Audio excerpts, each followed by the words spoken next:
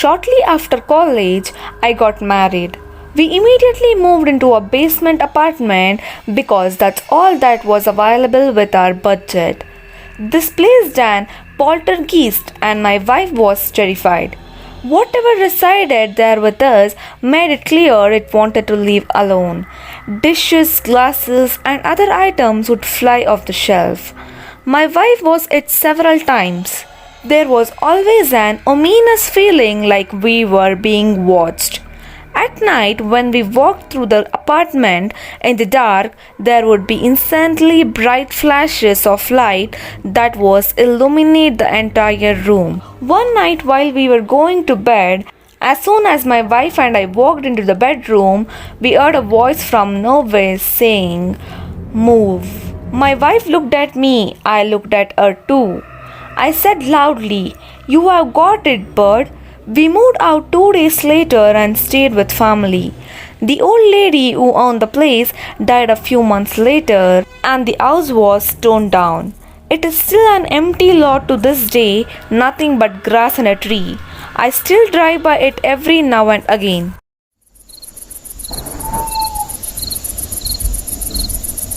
I was standing in my parents' room talking to my very sick dad at the time. He was dying of stage 4 esophageal cancer. I got the feeling something was behind me. I looked towards the doorway to the living room and something about 4.6 and fully black is peeking around the corner with its hand on the frame found on the door frame. I ran towards it and it slipped back around the door. When I got outside the doorway, there was nothing. My dad was completely confused when I stepped back inside the room when I tell him. People who stayed at my house in my dad's final days claim to have seen it. My mom saw the figure on multiple occasions in multiple places until he passed away. We haven't seen it since.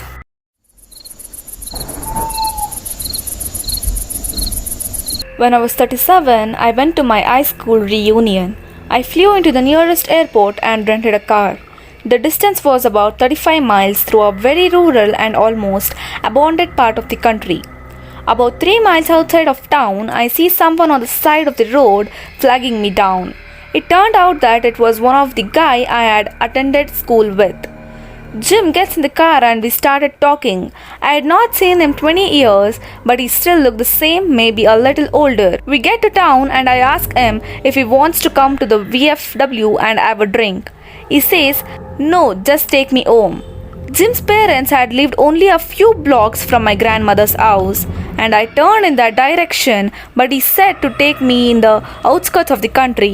There was a mobile home park out there, and I figured that is where he lived. When we reached the end of the town, "Just drop me here. It was good to see you again," and he walks off into the night. I got to the VFW. Met some of my whole classmates, we start to talk. As we are talking about who is coming to the reunion, I mentioned that I had just picked Jim up 3 miles east of town and I dropped him off. Everyone gets quiet. Even the guy singing karaoke stops and lays down the mic. My cousin goes white as a new t-shirt. Barb. Jim died on the curve 8 years ago. Rolled his car. We were all at his funeral.